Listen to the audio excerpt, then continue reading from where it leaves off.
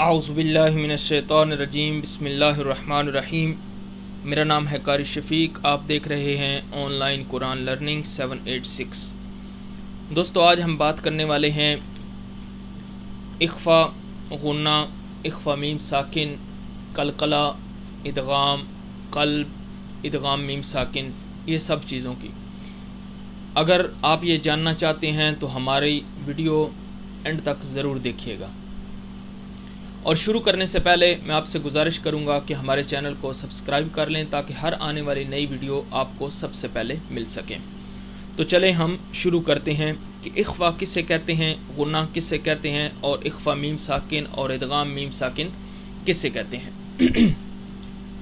کیونکہ بہت سارے لوگوں کا سوال ہوتا ہے کہ اخفا ہم نے بچوں کو کیسے کرانا ہے، اخفا کا مطلب کیا ہے، غنہ کیسے کرانا ہے، غنہ کا مطلب کیا ہے، قلقلہ کسے کہتے ہیں، اس کا مطلب کیا ہے۔ تو آج وہی سب چیزوں کے سب سوالوں کے جواب اس ویڈیو کے اندر ہیں، آپ اینڈ تک اسے ضرور دیکھیے گا۔ سب سے پہلے ہم بات کرتے ہیں اخفا کی۔ اخفا کا مطلب ہوتا ہے چھپانا، ناک میں چھپا کر پڑھنا، اور اخفا ناک میں چھپا کے ساتھ میں غنہ کریں گے، تو یہ غنہ اور اخفا ملتا جلتا ہوتا ہے۔ اخفا جب ہم کرتے ہیں، چلیں بعد میں یہ پہلے ایک بار سمجھ لیتے ہیں، اس کے بعد میں کر کے بھی آپ کو اخفا بتاتا ہوں کہ اخفا کیا کیسے جاتا ہے۔ نون ساکن یا تنوین کے بعد، ابھی یہ بہت سارے لوگوں کو نون ساکن اور تنوین کا بھی نہیں پتہ ہوگا، تو یہ بھی جان لیں نون ساکن اس کو کہتے ہیں جس کے اوپر سکون ہو، یعنی ہم جزم اردو میں کہتے ہیں اور عربک میں اسے سکون کہتے ہیں جزم کو، اور جس کے اوپر سکون ہو اس کو ساکن کہتے ہیں، یعنی جس کے اوپر جزم ہو اس کو ساکن کہتے ہیں۔ تو یہ یاد رکھنا بڑا ضروری ہے آگے بڑھنے سے پہلے۔ اور پھر تنوین، دو زبر دو زیر دو پیش کو تنوین کہتے ہیں، یعنی دو زبر آ جائے، جب دو زیر ہو، دو پیش آ جائے تو اس کو تنوین کہتے ہیں۔ تو یہ بھی سمجھنا بہت ضروری ہے۔ نون ساکن یا تنوین کے بعد ان حروف میں سے کوئی بھی حرف آ جائے تو ہم آواز کو ناک میں چھپا کر اخفا کے ساتھ غنہ کریں گے۔ تو یہ کون سے حروف ہیں؟ اخفا کے 15 حروف ہیں، تا، ثا، جیم، دال، اس کے بعد زا ہے، سین، شین، صاد، ضاد، طا، ظا، فا، قاف اور کاف۔ یہ 15 حروف میں سے کوئی بھی آ جائے نون ساکن اور تنوین کے بعد تو ہم کیا کریں گے؟ آواز کو ناک میں چھپا کے اخفا کے ساتھ غنہ بھی کریں گے۔ امید آپ کو اخفا سمجھ آ گیا ہوگا، آگے میں کر کے انشاءاللہ بتاتا ہوں، پھر آپ کو اور آسانی سے سمجھ آ جائے گا۔ پھر اس کے بعد ہے غنہ۔ غنہ کے 2 حروف ہیں، نون مشدد اور میم مشدد۔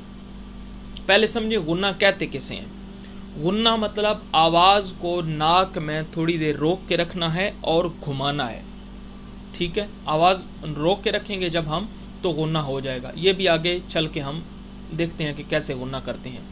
تو نون مشدد اور میم مشدد۔ ابھی مشدد سمجھ لیں، مشدد کہتے ہیں جس کے اوپر شد ہو، یعنی نون کے اوپر شد ہوگی تو نون مشدد، میم کے اوپر شد ہوگی تو میم مشدد۔ جیسے اردو میں ہم شد کہتے ہیں، عربک میں تشدید کہتے ہیں، اور جس کے اوپر تشدید ہو اسے مشدد کہتے ہیں۔ امید آپ کو غنہ کی بھی بات سمجھ آ گئی ہوگی۔ غنہ کے 2 حروف ہیں، نون مشدد اور پھر دوسرا ہے میم مشدد۔ اس کے بعد ہے اخفا میم ساکن۔ اخفا میم ساکن، میم ساکن کے بعد حرف با آ جائے تو میم کی آواز کو ناک میں چھپا کر اخفا شفی کریں گے۔ اخفا میم ساکن بھی وہی اخفا ناک میں چھپانا ہوتا ہے، اور میم ساکن تو میم ساکن وہی جس میم کے اوپر جزم آ گئی ہو اس کو میم ساکن کہتے ہیں۔ پھر اس کے بعد ہے ادغام۔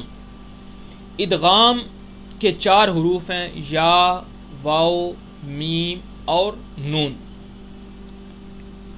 نون ساکن یا تنوین کے بعد پھر وہی بات، نون ساکن میں نے آپ کو بتا دیا نا، جس کے اوپر جزم ہو اس کو ساکن کہتے ہیں۔ نون ساکن یا تنوین کے بعد ان حروف میں سے کوئی بھی آ جائے تو غنہ کے ساتھ ادغام کریں گے۔ وہ کیسے کریں گے انشاءاللہ آگے میں بتاتا ہوں۔ پھر اس کے ساتھ ہے قلقلہ۔ قلقلہ کا مطلب ہوتا ہے جھٹکا دینا، جھٹکا دے کے پڑھنا۔ اور قلقلہ کے جو حروف ہیں وہ 5 ہیں، قاف، قا، با، جیم اور دال۔ قلقلہ تب کیا جائے گا جب یہ ساکن ہوں یا ان پر وقف کیا جائے، یعنی جب یہ ساکن ہوں، ان کے اوپر جزم ہو یا ان پر سٹاپ کیا جائے تو تب ہم قلقلہ کریں گے۔ قلقلہ کی آواز منہ میں ٹکرا کر واپس آتی ہے، یعنی جھٹکا دے کے پڑھنا، سادے الفاظ میں آپ یوں سمجھ لیں، جھٹکا دے کے پڑھنا۔ اس کے بعد آتا ہے قلب۔ نون ساکن یا تنوین کے بعد اگر با آ جائے تو نون کو میم سے بدل کر اخفا شفی کریں گے، نون کو میم سے بدل کر اخفا شفی کریں گے۔ یہ بھی آگے میں انشاءاللہ آپ کو پریکٹیکل تھوڑا بتا دیتا ہوں تاکہ سمجھ آ جائے۔ اس کے بعد آخر میں ہے ادغام میم ساکن۔ ادغام میم ساکن، میم ساکن کے بعد اگر میم آ جائے تو میم کی آواز کو واضح کرتے ہوئے ادغام مع غنہ کریں گے۔ تو یہ ساری چیزیں امید ہے آپ کو سمجھ آ گئی ہوں گی۔ تو آگے چل کے ہم دیکھتے ہیں کہ اخفا کیسے کرنا ہے اور ادغام کیسے کرنا ہے، قلقلہ کیسے کرنا ہے، اس کی پریکٹیکل کر کے مشق کر لیتے ہیں۔ سب سے پہلے آتا ہے آپ کا اخفا، اور اخفا کا جو قرآن پاک میں جو سپارے میں کلر دیا ہوا ہے وہ گرین ہے، سبز رنگ ہے، ہلکا سبز رنگ۔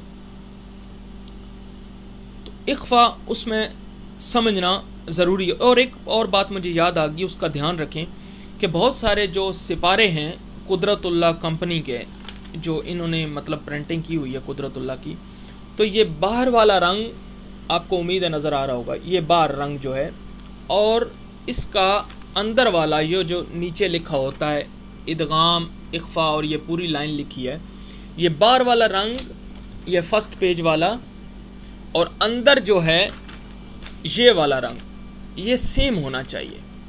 بہت سارے پاروں میں ایسا بھی ہے کہ سیم نہیں ہے، جس کی وجہ سے بچے کنفیوز ہو جاتے ہیں کہ باہر ہم نے غنہ کا جو کلر پڑھا تھا وہ، جیسے میں مثال دیتا ہوں آپ کو، جیسے پڑھا تھا بار میں یہ غنہ کا بلو کلر ہے، ٹھیک ہے، نیلا، اور اس کا اندر بھی دیکھیں غنہ کا بلو ہی کلر ہے، نیلا، اور یہ قدرت اللہ کمپنی کا جو ہے سپارہ انہوں نے یہ پرنٹ کیا ہے۔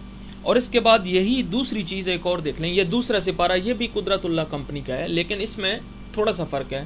یہاں پر دیکھیں غنہ بلو کلر کا ہے، جب بچے کو یہ پڑھایا جائے گا بلو کلر کا، تو اندر جب بچہ جائے گا تو یہاں پر غنہ دوسرا اورنج کلر میں آ رہا ہے، ٹھیک ہے نا، مالٹی کلر میں۔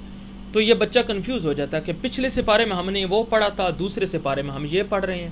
تو یہ ضروری ہے ایک ہی جو پرنٹنگ ہے، ایک سیٹ جو ہے وہ سب کے فرسٹ والا پیج بھی اور اندر بھی جو کلرز ہیں وہ سیم ہوں، تاکہ بچہ آسانی سے پڑھ سکے، ایسا نہ ہو کہ بچہ کنفیوز ہو جائے۔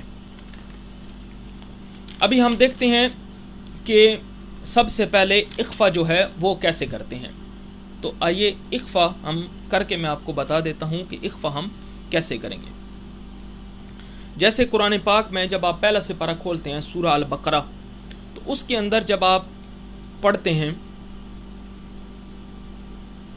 اس میں 2-3 چیزیں ایک ساتھ ہو جائیں گی، ذرا یہ بھی دیکھ لیں۔ پہلے مطلب غنہ ہم سمجھ لیتے ہیں، جیسے ہے ان الذین،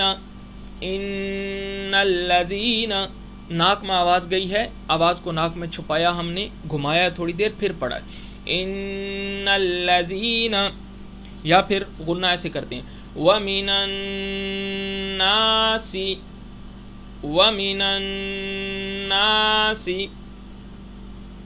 پھر ایک اور مثال دے دیتا ہوں، یا ہم پڑھتے ہیں انما نحن مصلحون، انما، تو یہ غنہ اس طرح سے کریں گے ہم۔ اور اس کے بعد آتا ہے اخفا۔ اخفا ہم نے کرنا ہے، جیسے مثلا انفسہم، نون ساکن ہے نا، نون کے اوپر جزم ہے، تو کیسے پڑھیں گے انفسہم، یا پھر ایسے پڑھیں گے، اس کی دوسری مثال بھی آپ کو دے دیتا ہوں، انذرتہم، یا پھر ایک اور مثال تنذرہم، ام لم تنذرہم لا یؤمنون. تو یہ اس پوری آیت میں غنہ بھی آ جاتا ہے اور اخفا بھی آ جاتا ہے. میں پوری آیت پڑھ دیتا ہوں تاکہ آپ کو سمجھ آ جائے. یہ سورہ بقرہ کی پہلے صفحے پہ ہی ہے اس سپارے کا جو قدرت اللہ کمپنی کا ہے. ان الذين كفروا سواء عليهم أأنذرتهم ام لم تنذرهم لا يؤمنون. امید ہے اخفا اور غنہ آپ کو سمجھ آ گیا ہوگا. زیادہ تفصیل میں نہیں جاتا کیونکہ ویڈیو کافی لمبی ہو جاتی ہے. اس کے بعد ہے ادغام. ادغام ہم کیسے کرتے ہیں؟ جیسے اگلی آیت میں ہم دیکھتے ہیں وَمِنَ النَّاسِ مَن يَقُولُ، یہ جو ہم نے پڑھا ہے مَن يَقُولُ، اس کو ادغام کہتے ہیں. یعنی غنہ کر کے اگلے حرف کے ساتھ اس کو ملانا ہوتا ہے، اس کو ادغام کہتے ہیں. مَن يَقُولُ، یا فرسٹ والی آیت جو ہے اگلے صفحے کی سورہ البقرہ کی، جب الف لام میم والا پیج ختم ہوتا ہے اس کے بعد یہ قدرت اللہ کمپنی کا جو پرنٹنگ ہے اس میں عَلَى هُدًى مِّن رَّبِّهِمْ، عَلَى هُدًى مِّن رَّبِّهِمْ، تھوڑی دیر روک کے ہم اگلے کے ساتھ ملا کے دیں گے تو اس کو ادغام کہتے ہیں. امید ہے ادغام بھی آپ کو سمجھ آ گیا ہوگا. اس کے بعد ہے ادغام میم ساکن. تو یہ بھی اسی پیج پہ ہی ہے، آپ بڑی آسانی کے ساتھ دیکھ سکتے ہیں. جیسے فی قلوبہم مرض،